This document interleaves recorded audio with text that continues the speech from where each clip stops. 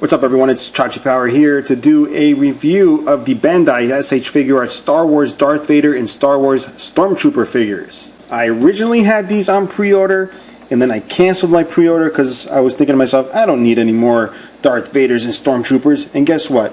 Went to my friend's house, he showed me his Darth Vader and I fell in love, and now I have to track them down and pay a little extra. And here they are out of the box, and this is the reality of mine where I have to shoot a bright white and a very dark figure against an either all white or all black background. But I've chosen to do the black, so hopefully everything turns out alright when I'm done editing. Anyway, so what we're going to do first, as beautiful as Darth Vader is, we're going to leave him for last because I want to show you the Stormtrooper here. This is a standard, I guess, 6-inch scale. I don't really advertise it as 6-inch. It's more of like a 1/12, I guess, scale. I don't know how Bandai scales these, but it is pretty consistent with the sizing of all the other SH Figuarts figures, which are usually a very, very high quality figures. This is no exception. One of the first things I notice is the nice glossiness to the panels.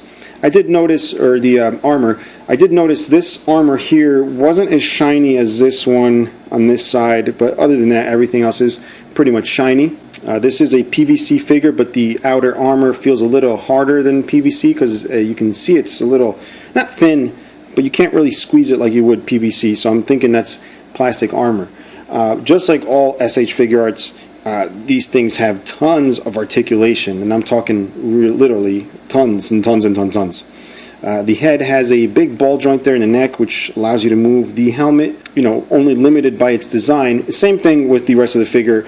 SH Figuarts, like I said, are very highly articulated, but this is an armored figure, so there's going to be some restrictions. The cool thing is that these armor plates here on the shoulder do pop out a little bit, which allow you to really get some good articulation in the shoulders. So you got that motion here, you got the front and back this way.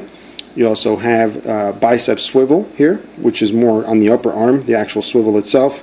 You have the elbow, which would normally be double jointed on these figures, but due to the design again, it's just a single pivoting elbow there. You do have the little fist here on a ball joint. You have the upper chest. You also have the waist on the bottom here, which you have to hold the center here to really articulate. Again, limited by armor. Right here, this bangs into that. Some SH Figuarts, the legs pull down.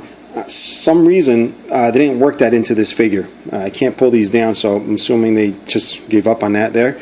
The knees are double jointed, but again, you'll see the armor is just going to hit right there, but it still has a fair amount of articulation. Pretty much the same articulation you would find in a real human wearing this armor.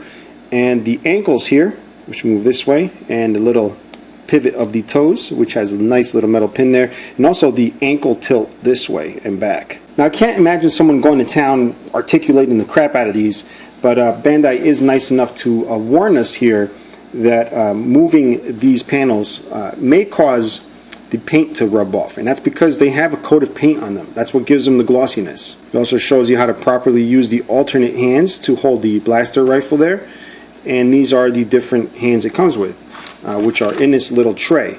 So I'll go ahead and open this tray, get some of these hands out. And something you didn't see when I pulled the figure out is that it has these little pieces of plastic to protect the armor from rubbing up against other bits, which is a nice thing that Bandai does with their figures. Here is the blaster, right? You get that. You get a few hands. You get one that's pointing. I don't know if you could see that there, the little pointing hand. We also have this hand here. They're so tiny they're kind of hard to really show you without using tweezers or something. Again, another little open hand here, and another pointing hand, most likely to hold the rifle there. One disappointing thing is that there's no holster. It's not included. It would have been nice to be able to have it there and have him put the gun in it, but it's not included. Removing the hands is simple, just pop them right off. Don't go crazy on these because they are little small ball joints. Since I'm going to use the weapon, I'm going to use this one that looks like he's pointing. Pop that on. Then we're going to use this hand, which is going to use to hold the front of the rifle. We'll pop that one on. And let's get this rifle on him right here. Alright, so we'll bring this arm around, and you can see he holds it really well. And I want to use this opportunity to put him up against Hasbro's Stormtrooper. Now, admittedly, the SH Figuarts are a little bit pricier, but you know that pricing goes into the quality of the figure and also, you know, the paint on the armor. Just it's a sharper figure. Now, this one here is not too bad. I paid about 20 bucks for him, but I don't know what to think of the two. If I look at the SH Figuarts alone, it does seem to me to be the superior one as far as sculpting. But when I put it against this one, I do see, at least in my opinion, that the helmet looks really good on the SH Figuarts, but then the body on this one kind of looks, it's got that awkward look that these Stormtroopers have. But I don't like the head sculpt on this. I think it looks a little bit too big and weird. This looks right, but the body looks too good.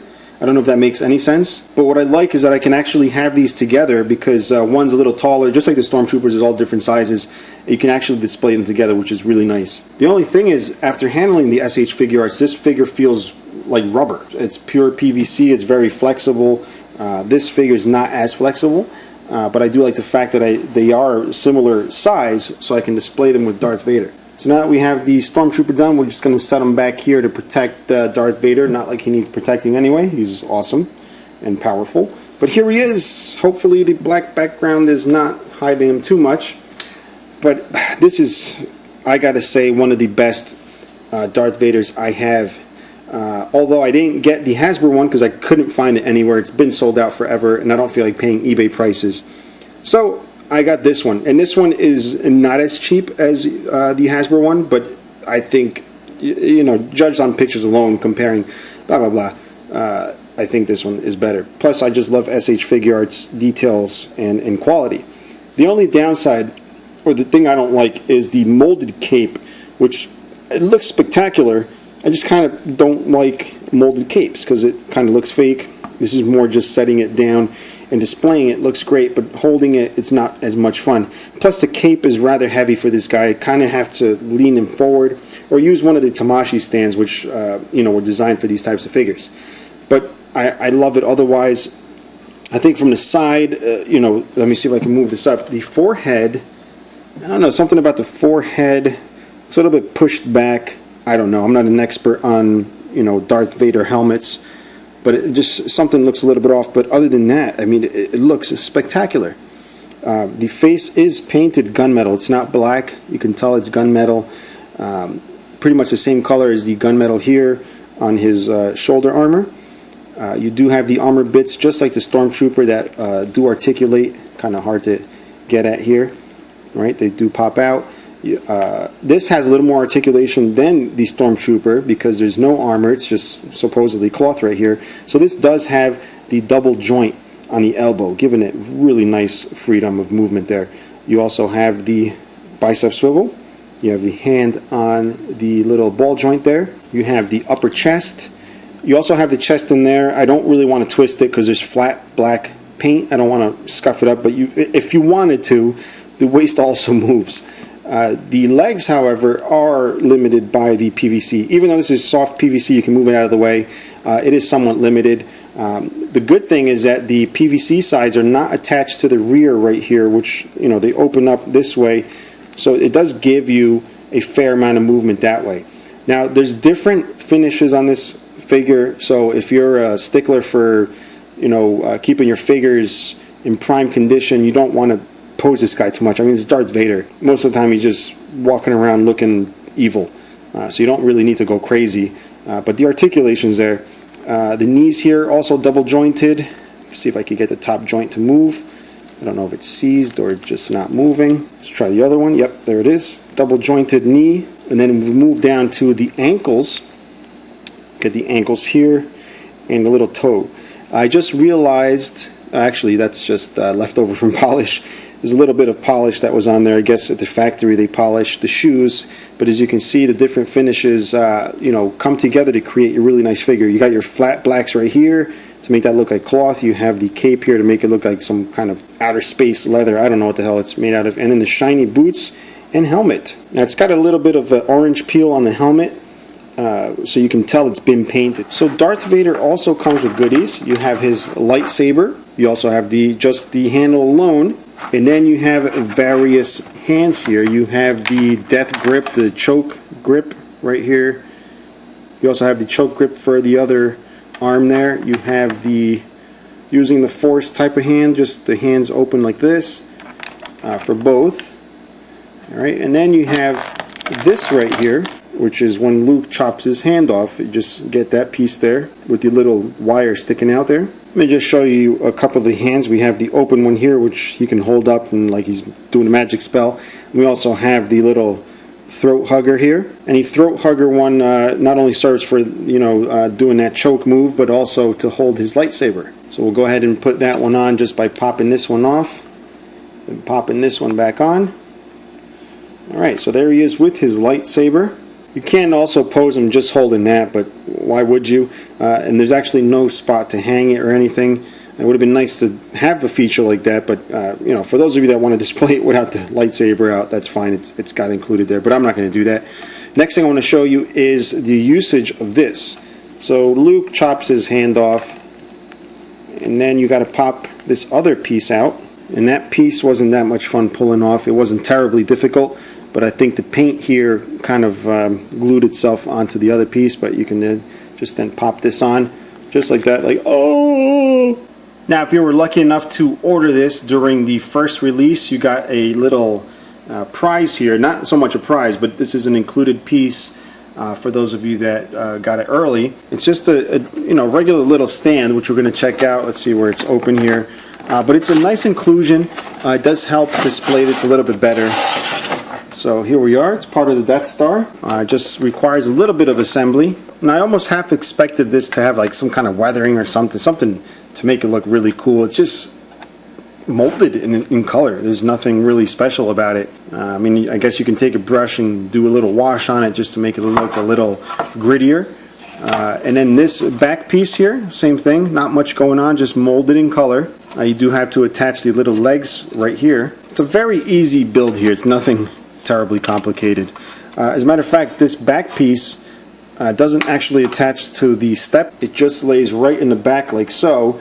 And you'll see there's little holes here because you can use the Tamashii stands. The Tamashii stands are the stands that Bandai makes for these figures to prop them up. I'm not a big fan of using stands, actually. I don't like seeing sticks popping up everywhere, but you may need you may need them to be able to display this without figures falling over. So what I'm going to do is place the Stormtrooper here. Alright, I'm going to place the Hasbro one here.